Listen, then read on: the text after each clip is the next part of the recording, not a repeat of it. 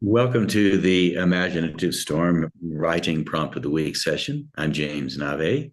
I'm Allegra Houston. And every Saturday, as we did just a few minutes ago, we gather on a Zoom call and work with a group of writers from lots of places around the world. And we spend an hour working together. And in that hour, we generate a piece of writing, and we only do it in 10 minutes. So we'd like to give you that same opportunity to experience what we just experienced today. So this is how we do it. We choose a prompt in advance. It's usually an image, as it is this week. And we put it up on the screen for 2 minutes. And everybody on the call, today I think we had about 25 people, everybody on the call writes a list of words or very short phrases. Whatever pops into your mind as you look at the image, just write it down, a word or a short phrase in a list, not joined up writing, just a list of whatever pops into your mind. The more random, the better. And before you do that, we encourage you to use the pen and a blank piece of paper. Why? Because it's messy. And when you get messy, you detach from getting it right and start to enjoy the playpen nature of things, which is just keeping it messy. That's And what mine looked like. that's what yours looks like. Here's what mine looks like. It's a little bit more ragged. You have a style. Lean into that style. And as you're leaning into it, take a look at this image that we'll show you now, and we'll keep it up for 2 minutes. We'll time it and just generate something. So here's the image.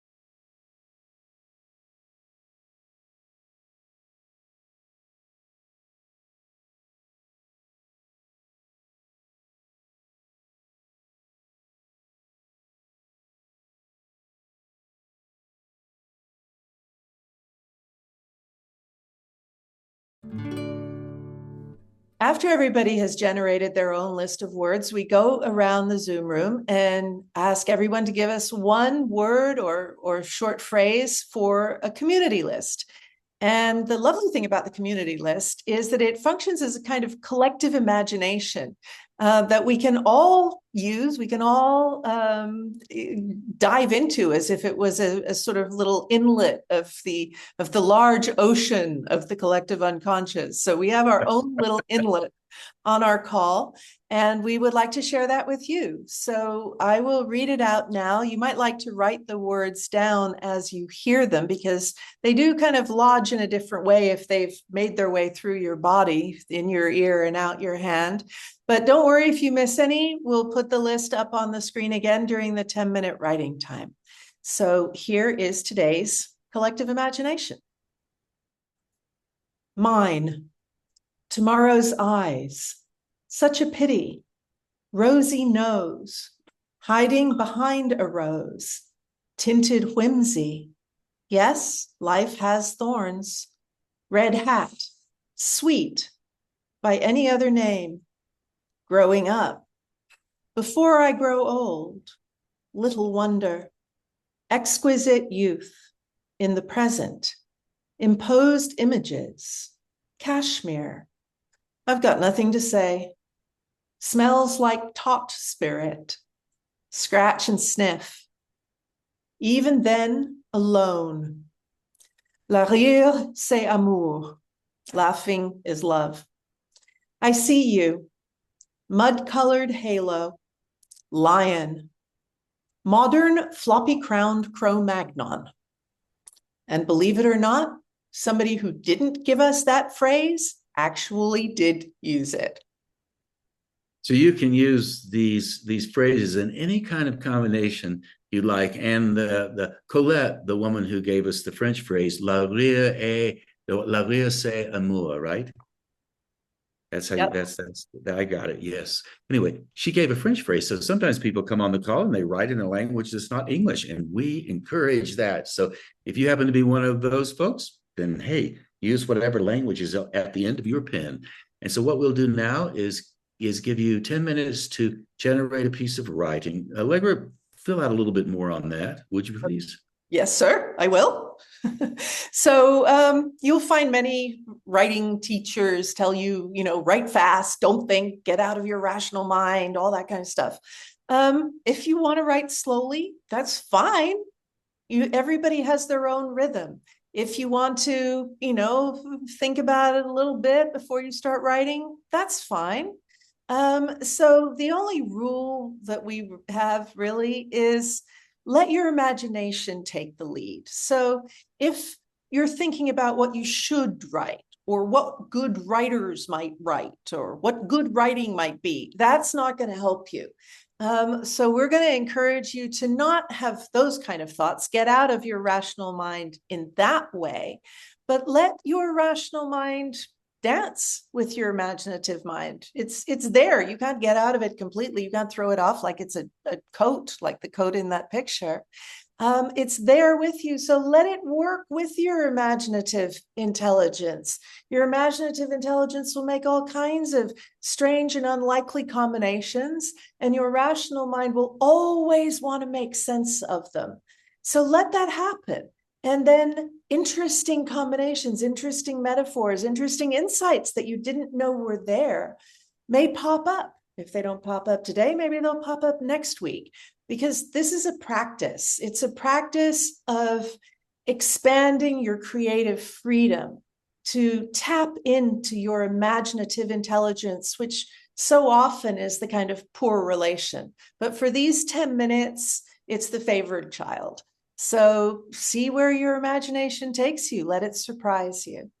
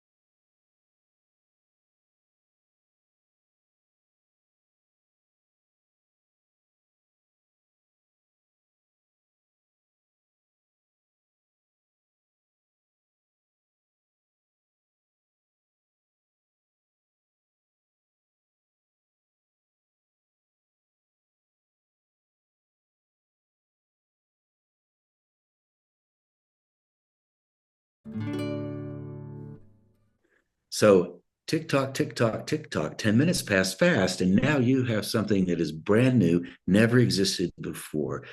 What we do on our Saturday calls, and we encourage everybody to do it as much as possible. We ask people when they to read the work aloud after they generate it. Keep it in the messy state and just read it aloud. So what we'd like for you to do is to experience that. Now, if you've done it before, you know what I'm talking about. But if you've never done it before, now's a good time to practice it. And the reason why it's important to do that is because as you're reading, you might notice something of the text that you don't think belongs. Well, you can cut it out as you read, or you might notice that you want to add something spontaneously. Please do that as well. It's quite experimental. Think of the reading aloud as an opportunity to explore the laboratory of your creative freedom. Just let something unfold. So put us on pause now and read what you wrote aloud. We hope you did that, even if you were the only person in the room. That doesn't mean you had no audience. You were your own audience, and you're your most important audience, because when you read your work aloud, your body responds to what you like best about your writing. And almost always, that's not what you think is good writing. It's not writing that might be a little imitative of some writer that you think is good. It's the writing that's most authentic, most true to you, and your body will respond with a little hit of dopamine. And that effortlessly, unconsciously pushes you next time to write what you like about your writing. So you don't have to go looking for your voice. It's right there. You just have to appreciate it, value it, let your body tell you when you're on your voice, and then it will want to do that more and more and more. And if you like what you read, you have an opportunity to share it with our community. We call it the Circle community. You can access that because Allegra in a moment will tell you exactly how to do it.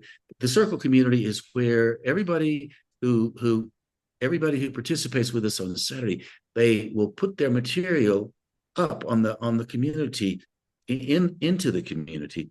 And it's often raw, not all that revised. They like to just let it hang out a little bit. And so put your stuff there, and you can let yours hang out with the rest of it, and we'll get to know you a bit more. So Allegra's going to tell you how to do that now. Before I do tell you how to do that, I will also say it's a criticism-free zone. There's no point in criticizing something that was written in 10 minutes. It's absurd.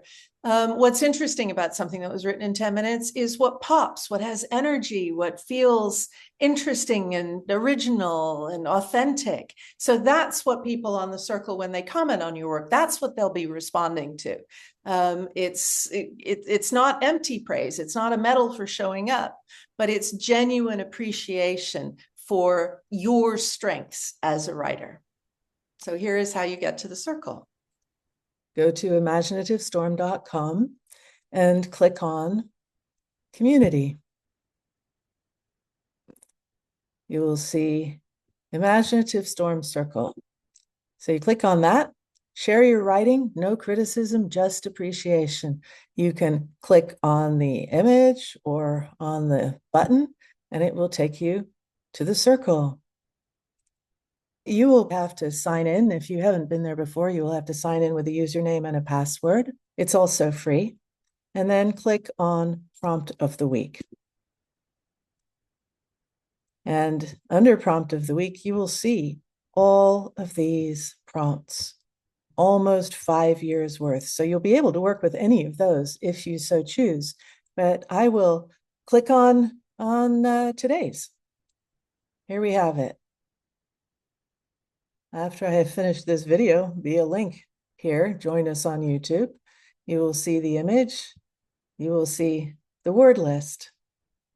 And then you will see what people wrote and what people commented on what people wrote. Sometimes people read what they wrote and upload the recording, as Stuart did here.